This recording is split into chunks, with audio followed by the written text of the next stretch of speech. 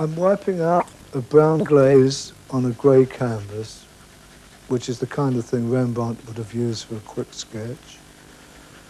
All painters stimulate their imagination by various means, and this is one of them. But this is an easy way in which to produce form and colour and scumble and glaze all in the one operation. Rembrandt van Rijn was born in Leiden in 1606 and died in Amsterdam in 1669. He was the son of a miller. His parents sent him to the Leiden University to study the ancient languages, but he showed a preoccupation for the arts, mainly drawing, and asked to be allowed to leave the university. His parents very sensibly for us allowed him to go into the studio of a man named Peter Lastman. Lastman was a religious painter, and he taught a beautiful technique of painting to Rembrandt, who used it throughout his life with his own personal variations. He was happily engaged in this when he met Jan Levens, a young man about his own age, about 20 or so, and the two boys decided to start a little studio. After Rembrandt had been with Levens for some time, he became very well known for his portrait painting, which was much needed then because of the nouveau riche with the wealth of Holland and so on. And he worked on his own and married a lady called Saskia Uhlenberg, who was a wealthy lady from a wealthy family. Her dowry enabled him to set up studio and buy a house in Amsterdam, which is still there. And they lived very, very happily. When Saskia died, he was bereft, and it didn't seem to have interfered with his own personal painting much.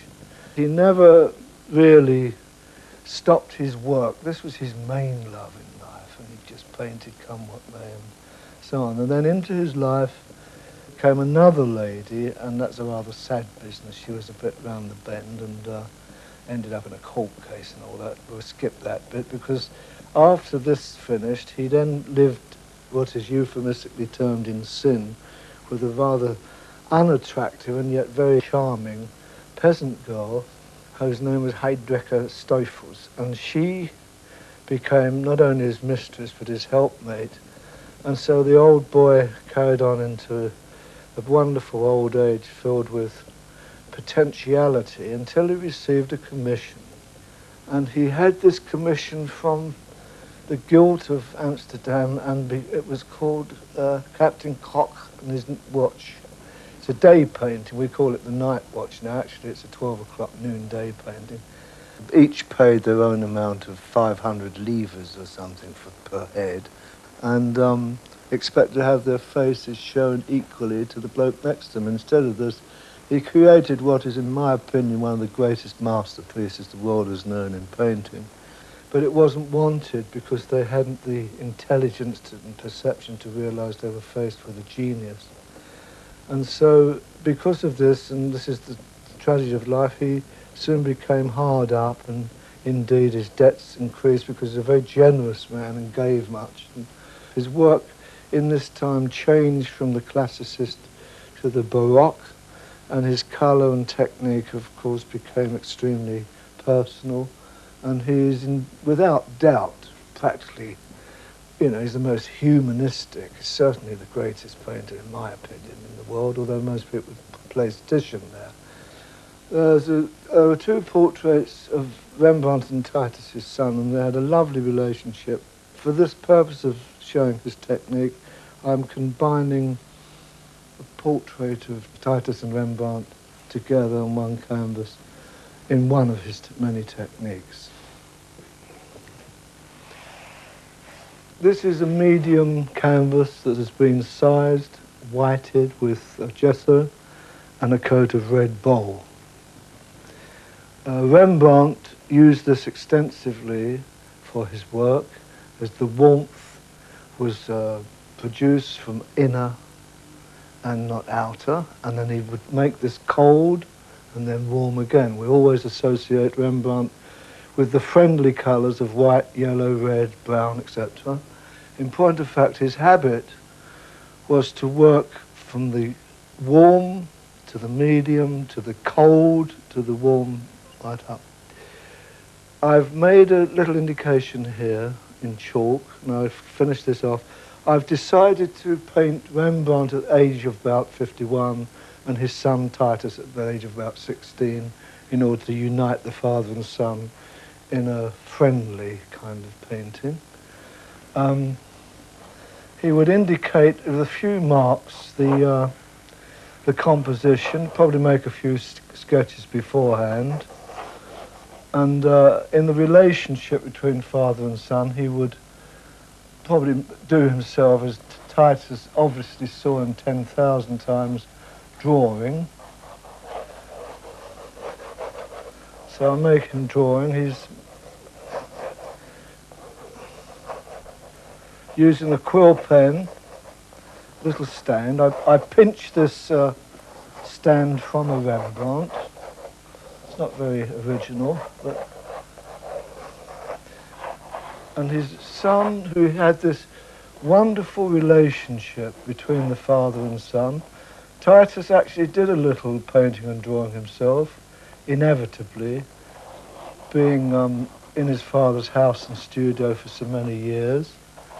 I've always felt that, because Rembrandt lost his daughters and so on, and other children, Rombustus, that, and he loved his wife very dearly. She, unfortunately, poor lady, she died quite possibly from childbirth or something. It's very common in those days.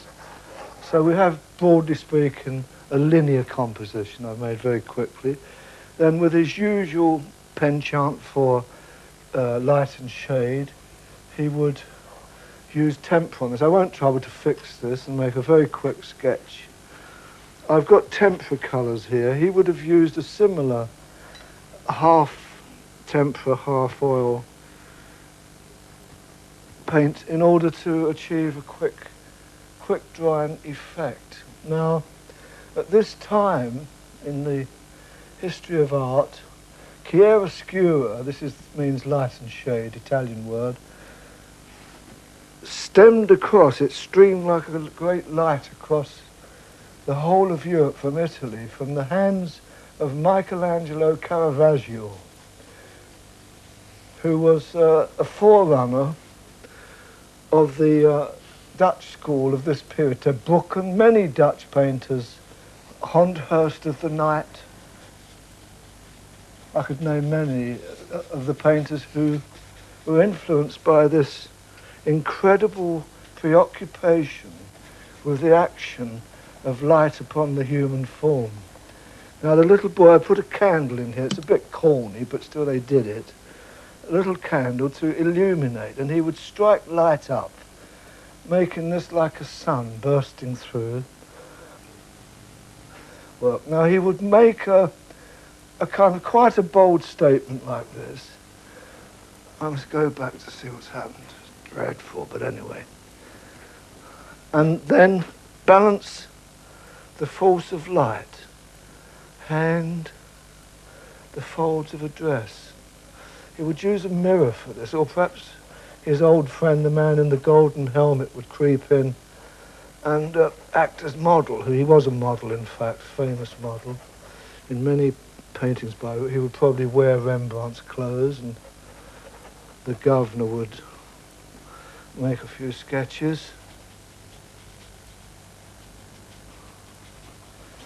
And about that stage, he would take up a drawing brush and qualify it.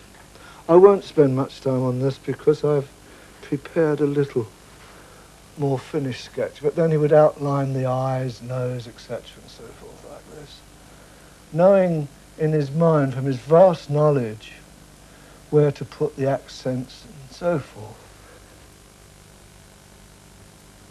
It is a very, very, very beautiful technique on a very, very badly painted picture, but nevertheless, the texture of this tempera, very fast drying, adds up in the tiny touches here and there, the thicknesses, the impasto, into a wonderful rugged groundwork for future painting on top of it.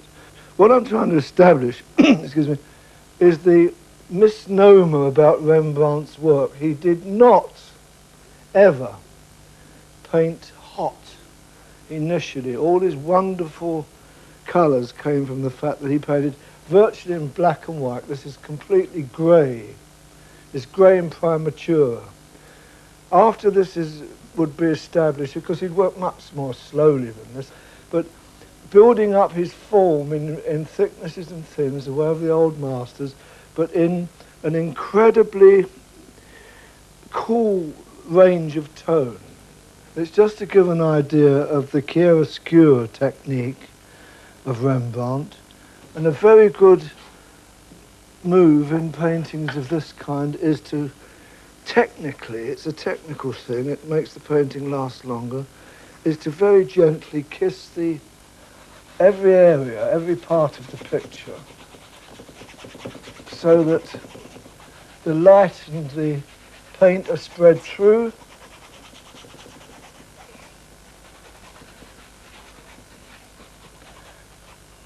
And it will also serve to take a rounder form like this, to push the figure away from the wall.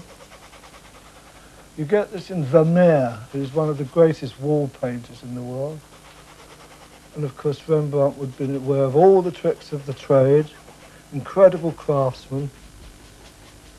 His work was, in point of fact, manifold. He painted equestrian portraits and landscapes and seascapes, and he worked on every medium.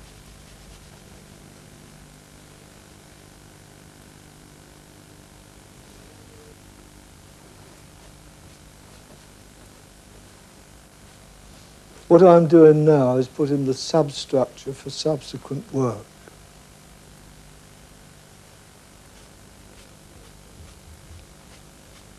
Once the form is more or less established, like this, the whole of the painting is varnished and given a coat of any colour relating to the mood of the picture.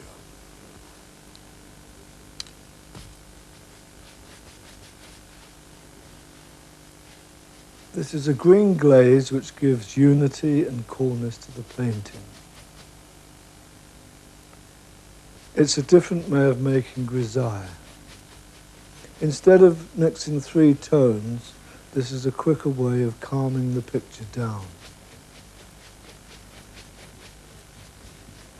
When I've applied this, I will stipple the picture to soften the painting.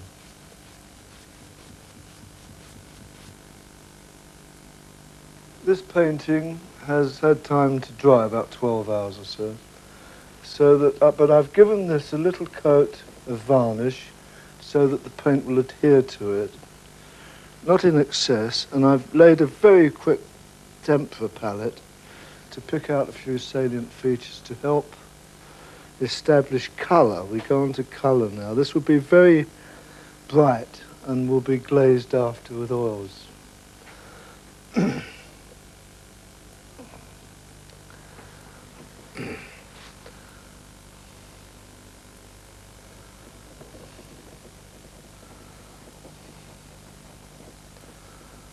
Normally Rembrandt would glaze these in transparent washes, but we haven't the drying time, so I'm doing it. It's rather more difficult, but still we're soon, just to establish a few colours. The process of warming the lights, lips, etc., the fleshy parts, still applies. Cheeks, I'm putting a gentle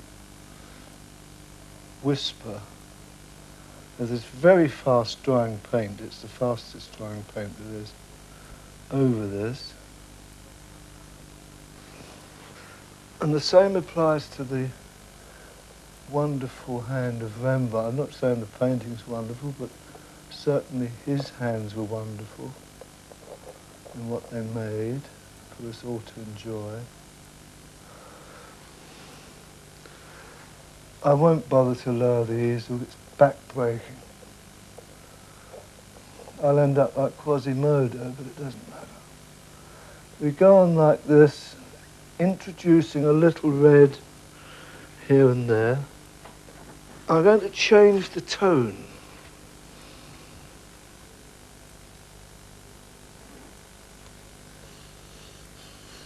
Now we start. The candle, we'll make it, the yellow is coming from there. So I'll kiss on the already established drawing that was made before. We play the light on this.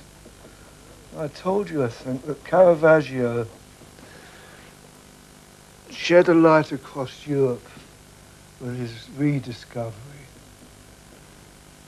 of the magic of light, and of course everyone, of course, went mad about it. And a whole series of painters, especially in Holland, where we have long winter nights. There's candles, obviously, and lamp was the obvious illumination then.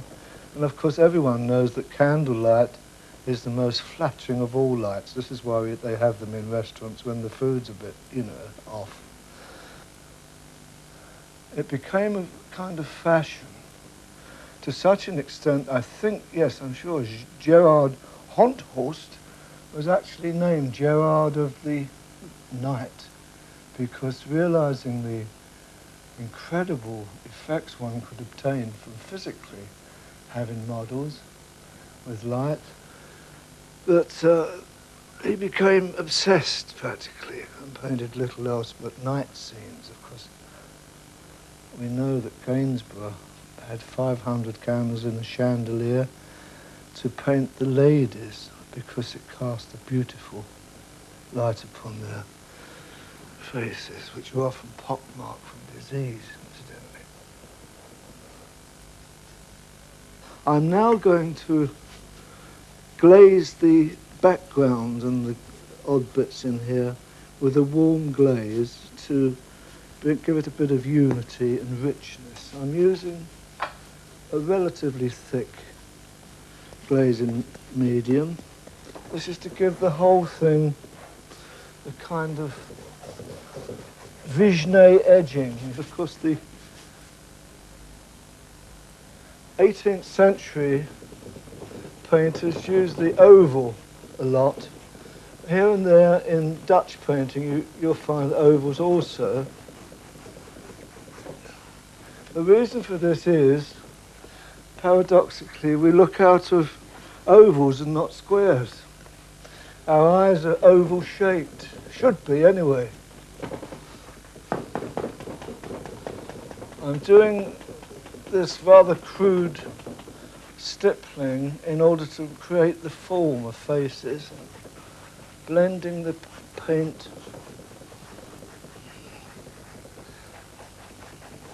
Now we're seeing how the grey underpainting grins through. And the red I put on previously is showing through strongly still. Now, Titian, who was the forerunner, of course, of Rembrandt, Titian said, even 40 glazes are not enough. In order to achieve certain effects, it is necessary to give glaze after glaze after glaze. Rembrandt was one of the first artists to create what is called directional brushstrokes. He would drag, it's called scuffing, he would drag this colour over the glazes, creating the textures for which he's so famous, by putting a little thick on impasto and brushing it out into the form of the whatever, allowing the paint itself to tell a story. Now the liveliness, if he worked very quickly, obviously the brush strokes would show. If he made a movement like this and left it, it will create a kind of impasto for all time. Now I drew very relatively carefully a necklace around the neck of Titus, and I'll just catch the lights of that with the brush, and you will see how it catches the surface. And I can't see it from where I am, but I know from experience that back there it will register as an impasto, for which Rembrandt loved. Now, he painted jewellery and so on, and armour, in order to express not just physical wealth, but for the love of the texture of these materials. He had a great collection of armour and precious clothes that he copied from the textual point of view. I'd like to point something out as I work, that the old masters of this period had erroneous reputation, as it were, for having a golden glow to their work, you know, the golden glow of the old masters. The golden glow, in fact, is the action of the resin that they applied to their work, plus discoloured varnish over the years. It goes, especially cobalt, more especially amber varnishes. They go a beautiful golden yellow, and then to a golden brown, and then to a golden black, actually. So in the end you can't see the painting for the varnish, as it were. But the point is that most of these paintings early on had, even the nocturnal paintings, had quite a bright colour range, especially Rubens and indeed Rembrandt, but they had quite a bright colour range. All this would have disappeared over the years with the discoloured varnish. It's a misnomer. I'm just warming little areas again, re-establishing the lights that come and go, redrawing. All this should have a succession of varnishes, as many as 12, 15, varies on the job.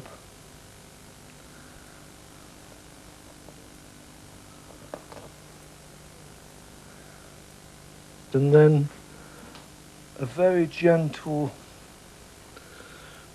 semi-scumble in this dark area to give it a bit of life. It's a bit heavy at the moment. It's not easy to do these techniques when at the inappropriate time. One of the great secrets of academic painting is the various drying times of each material you use. That's more or less the tonal quality you get on about the second or third state.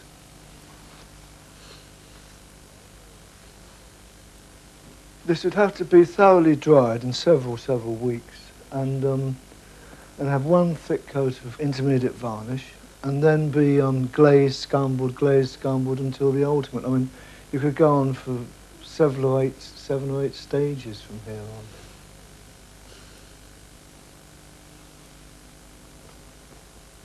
This is broadly speaking about all I can do at this moment, actually. Thank